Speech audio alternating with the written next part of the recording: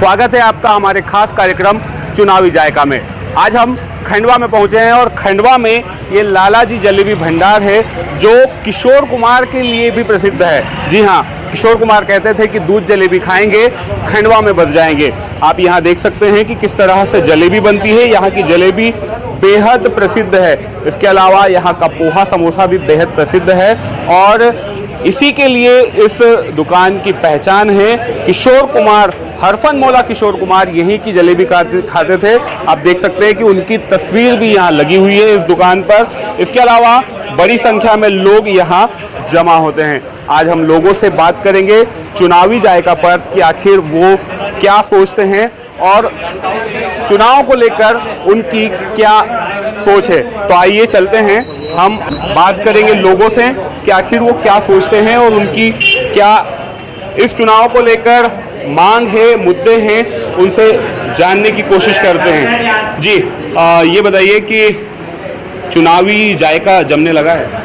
बिल्कुल, चुनाव का माहौल जो चालू हो चुका है और चारों तरफ चुनाव की चर्चाएं चालू है और पूरे तरफ माहौल बनने लगा है क्योंकि चुनाव बहुत नज़दीक आ रहा है। खंडवा के क्या मुद्दे हैं?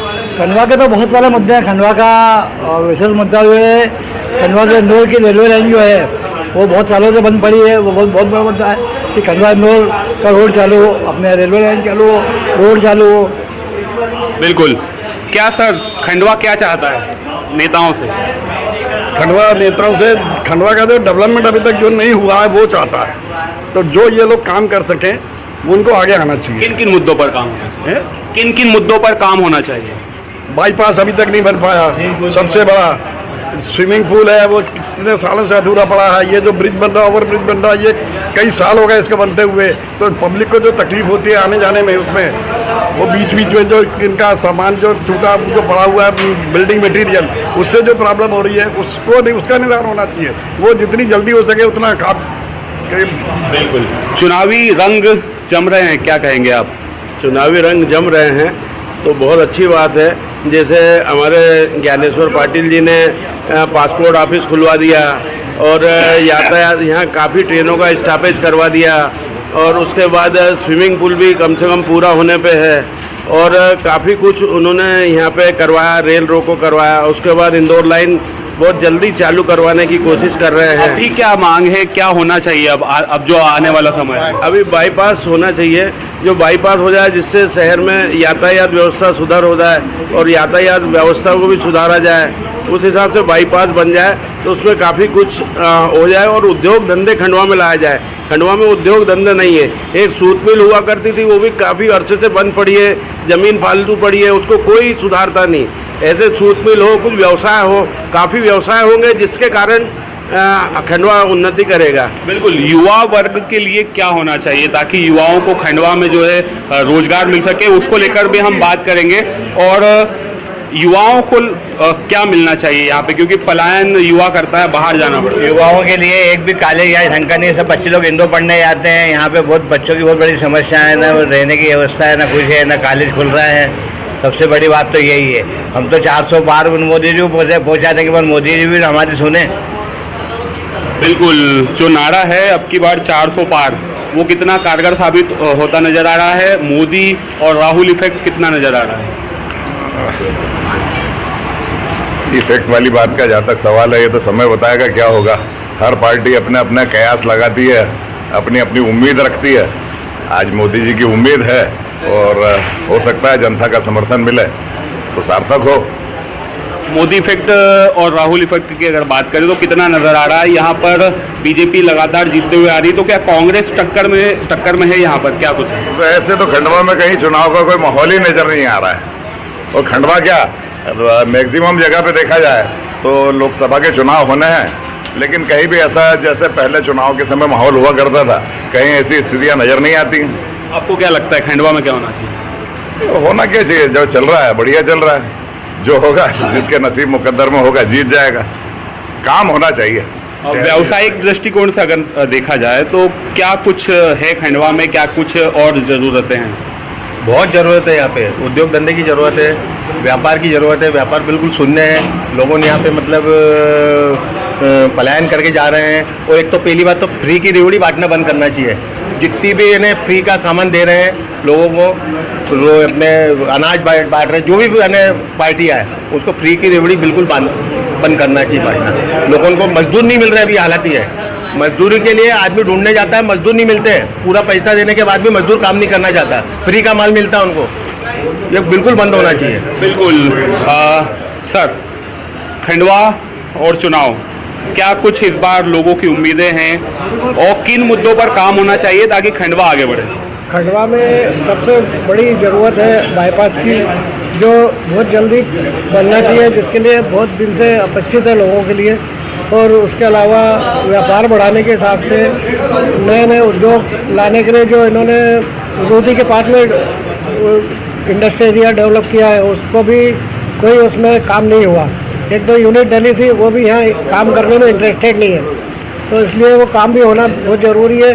टैक्सेस इतने ज़्यादा है कि लोग काम नहीं करना चाहते, यहाँ लाके कोई उद्योग डालना नहीं चाहते, जिसकी वजह से व्यापार पिछड़ा हुआ है। और 3 पुलिया का जो काम पेंडिंग पड़ा हुआ है बहुत सालों से, वो बहुत ही मंद गति से चल रहा है। जिसको गति मिले तो काम कंप्लीट हो तो शहर की ट्रैफिक व्यवस्था थोड़ी सी सुचारू हो जाए। बिल्कुल, काफ़ी मुद्दे हैं खंडवा को लेकर भी, और बात करेंगे हम आपसे। क्या कुछ खंडवा के लिए आप सोचते हैं क्या होना चाहिए?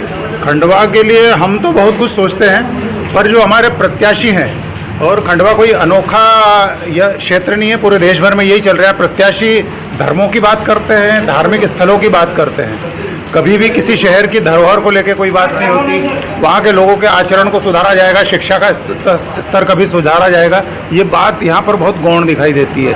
बहुत सस्ते टाइप के इश्यूज़ को लेके वो अपना प्रचार प्रसार कर रहे हैं, और वो बस किसी तरीके से ऐसा मान लिया उन्हें कि जनता में कोई अकल वकल है नहीं, हम जो बोलेंगे हमारे झांसे में आ जाएगी, हमको वोट देगी। और यहाँ एक जो परंपरागत माहौल है, एक पार्टी विशेष का लंबे समय से सांसद है, तो माहौल तो यहाँ पर एक परंपरागत सीट बन चुकी है। तो हम बोल नहीं सकते कि आगे के परिणाम क्या होंगे। देश भर में भी हम माहौल जो देख रहे हैं, अमूमन भारत में जो माहौल है उसका खंडवा में भी वही इम्पैक्ट है। किन प्रमुख मुद्दों पर काम होना चाहिए? प्रमुख मुद्दे तो शिक्षा है। शिक्षित अगर लोग हो जाएंगे तो देश की सारी समस्या, शिक्षा को गौण रख दिया गया है। शिक्षा विभाग के ऊपर नेताओं की कभी दृष्टि नहीं जाती। हर शहर में अपनी एक धरोहर होती है, एक परंपरा होती है, उसके लिए कोई काम नहीं किया जाता। हाँ, धर्म को जरूर बोले जाते हैं, ऐसा मानते हैं कि धर्म की बात करेंगे तो मतदाता उनके झांसे में आ जाएगा। और ये इसको लेकर एक प्रबुद्ध वर्ग बहुत दुखी है, और ये हमने लोगों से चर्चा में पाया है कि कभी भी इन्होंने साहित्य, संस्कृति, क्षेत्र की परंपराएं, क्षेत्र के पर्यटन स्थल या प्राचीन स्थल, इनके संरक्षण की कभी बात नहीं की। बिल्कुल। ये देख सकते हैं आप, यहाँ पर ये जो जलेबी है, क्या खंडवा का जो राजनीतिक समीकरण है वो सीधा सीधा है या इस जलेबी की तरह उलझा हुआ है? उलझा हुआ है, क्योंकि खास करके खंडवा का विकास होना चाहिए शिक्षा के क्षेत्र में। यहाँ मेडिकल कॉलेज दिया है, लेकिन मेडिकल कॉलेज में खंडवा के विद्यार्थियों को प्रवेश नहीं है, क्योंकि यहाँ का वो कोटा निर्धारित नहीं है। एक कोटा निर्धारित होना चाहिए, एक सैनिक स्कूल होना चाहिए। जिला है, आसपास के जिले, हम केवल मऊ पे निर्भर है, एक सैनिक स्कूल खंडवा में दिया जाना चाहिए भारत सरकार को। बिल्कुल, अलग अलग तरह की मांगे हैं। सर, अगर हम खंडवा की बात कर रहे हैं, लेकिन यहाँ पर लोकल मुद्दे ज़्यादा इफेक्ट डालेंगे या फिर देश प्रदेश के मुद्दे? दोनों तरह की डालेंगे। लोकल की भी कई बातें होंगी और देश की तो होगी ही होगी।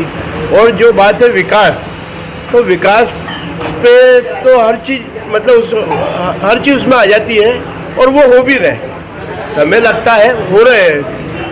हम भी 50 साल से खंडवा में रह रहे हैं। पुराना 50 साल पहले भी खंडवा देखा है, अभी भी देख रहे हैं, और आगे जो चीज़ होती जा रही है उनको भी हम देख रहे हैं। तो विकास हो रहा है, जो चल रहा बढ़िया चल रहा है, और बीजेपी बहुत बढ़िया काम कर रही है और 400 पार करेगी। बिल्कुल, अलग अलग तरह की बात है। सर, जब वोट डालने जाते हैं तो क्या देखा जाता है? पार्टी, प्रत्याशी, मुद्दे, क्या कुछ? अधिकतर तो प्रत्याशी को ही देखा जाता है कि किस टाइप का प्रत्याशी है, इसको वोट देना चाहिए या नहीं देना चाहिए, कि हमारा कोई काम करेगा या नहीं कर पाएंगे। और फिर उसको नेशनल स्तर पे भी जोड़ा जाता है कि कहाँ जाकर कुछ अपनी बात रखेगा या नहीं रख पाएंगे, उस टाइप से सोच कर वोट डालना पड़ता है। बिल्कुल, अलग अलग तरह की बातें हैं। और कुछ बात करते हैं। किशोर कुमार की जो नगरी है, क्या उनके सुरों की तरह ही यहाँ विकास के सुर लग रहे हैं या कुछ और कमियां हैं? किशोर कुमार की जो नगरी है यहाँ पर विकास के सुर तो वो नहीं है जो किशोर कुमार के सुर थे। किशोर कुमार अपने आप में पूरे ऑल वर्ल्ड फेमस आदमी है, लेकिन खंडवा में जो विकास का पहिया है वो विकास का पहिया कुछ थमा हुआ है। लेकिन आगे आने वाले समय में ऐसा लग रहा है कि हमारे यहाँ के जो सांसद ज्ञानेश्वर पाटिल जी है वो बहुत कुछ अच्छा करने का प्रयास करेंगे। बिल्कुल, उम्मीदें लोगों को अलग अलग तरह से है। हम यहाँ आगे भी चलेंगे और लोगों से जानेंगे कि आखिर उनकी जो मांग क्या है और वो क्या चाहते हैं। कुछ युवा वर्ग भी है ऊपर सामने, हम उनसे भी बात करेंगे और उनसे जानने की कोशिश करेंगे कि आखिर वो क्या सोचते हैं चुनाव को लेकर, उनकी क्या कुछ मांगे हैं। क्या नाम है आपका? आयुष।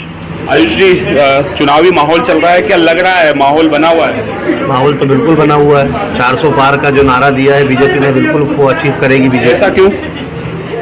अपोजिशन नहीं है ना, अच्छा सामने कोई है ही नहीं, सिर्फ एक ही है, मोदी है और मोदी लहर चल रही है। खंडवा में क्या आप चाहते हैं, क्या होना चाहिए? खंडवा में एक तो सबसे पहले कि संभाग होना चाहिए खंडवा को। खंडवा में जो फैक्ट्रियां हैं जो बंद हो गई है वो फैक्ट्रियाँ होना जरूरी है कि कम से कम फैक्ट्रियाँ हों तो रोज़गार बढ़े यहाँ के। इसलिए बीजेपी का पूरा शासन है। तो युवा क्या चाहता है? सर युवा रोजगार चाहता है। आप देख रहे हो खंडवा में, एक तो अपन इतने दिन से रह रहे हैं, मैं भी हूँ आप भी हो सर, यहाँ रोजगार का मेन मुद्दा रहा है। समझ रहे हैं अपन, पार्टी एक है, बीजेपी है, उस चीज़ को अपन मान रहे हैं, पर विकास का मुद्दा युवा के दिल में हमेशा रहेगा और रोजगार होना अति आवश्यक। बिल्कुल, युवा चाहता है कि रोजगार मिले और इसी को लेकर जो है वो चाहते हैं कि उनकी बात सुनी जाए। कुछ और लोग हैं हमारे साथ, उनसे भी बात करेंगे। सर, खंडवा की बात करें, चुनाव लोकसभा का, क्या मुद्दे हैं यहाँ के, किस तरफ ध्यान दिया जाना चाहिए ताकि खंडवा आगे बढ़े? निश्चित रूप से खंडवा एक आध्यात्मिक नगरी है, धार्मिक नगरी है, तो उस दृष्टि से सोचा जाए तो सबसे पहले तो मैं यही चाहूँगा कि ओंकारेश्वर जो है हमारा ज्योतिर्लिंग है, तो उस जिले के हिसाब से ओंकारेश्वर का विकास उसी तर्ज पर हो जैसा महाकाल लोक का विकास हुआ है। दादाजी धुनीवाले की नगरी है, उसी तर्ज पर यहाँ पर दादाजी धुनीवाले का भी एक अच्छा धार्मिक तीर्थ स्थल बने। और किशोरदा जलेबी की तरफ आप इशारा कर रहे हो, दूध जलेबी खाने वाले किशोरदा का स्मारक यहाँ पे बहुत अच्छे से बने ताकि आने वाली पीढ़ी को भी मातृभूमि का प्रेम मालूम पड़े। तो यहाँ पर जो भी जीत कर आए वो ये 3 विषयों पर विशेष ध्यान दे कि दादाजी धुनीवाले की नगरी को हम कैसे आध्यात्मिक नगरी बनाएं और बढ़ाएं। ओंकारेश्वर तीर्थ का विकास हो, नर्मदा मैया की साफ सफाई हो, लोगों में प्रेरणा जगे और किशोरदा का ये स्मारक इतना सुंदर बने कि लोग यहाँ आकर प्रेरणा ले कि मातृभूमि क्या होती है। मतलब ये मुद्दे अगर सॉल्व होते हैं तो इस जलेबी की तरह विकास की खुशबू, मिठास भी बढ़ेगी। बिल्कुल सही कह रहे हैं आप, मिठास तो बहुत ज़रूरी है। आपस में प्रेम रहेगा, अध्यात्म रहेगा, धार्मिकता रहेगी, तो निश्चित मातृभूमि के प्रति प्रेम होगा तो मिठास बढ़ेगी। और यही संदेश किशोरदा भी देते हैं। बिल्कुल, किशोरदा का जो संदेश है वो चाहते हैं लोग कि उस पर काम हो। हम और आगे चलते हैं और कुछ लोगों से बात करेंगे कि आखिर ये जो चुनावी जायका है वो किस तरह से यहाँ छाया हुआ है, किस तरह से वो बातें हो रही है उसको लेकर। यहाँ के जो दुकान के संचालक हैं उनसे पहले तो बात करते हैं। किशोर कुमार का बड़ा नाम जुड़ा हुआ है यहाँ से और चुनावी मौसम भी है, तो क्या कुछ लग रहा है?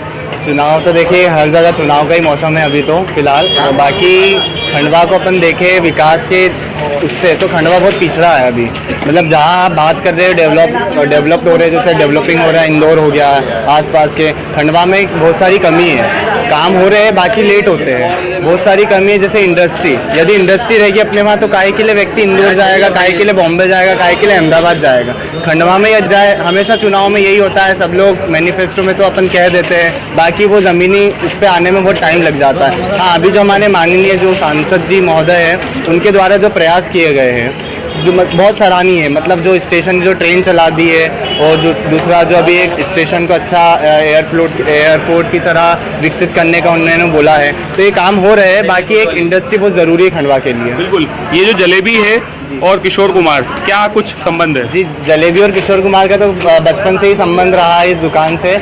पीछे ही किशोरदास जी का घर है और हमेशा वो कहा करते थे दूध जलेबी खाएंगे प्यारे खंडवा शहर में बच जाएंगे। हमारे दादाजी की पहले ये दूध जलेबी की शॉप थी और उन्हीं के हाथ की वो जलेबी खाया करते थे। बिल्कुल, दूध जलेबी खाएंगे खंडवा में बच जाएंगे।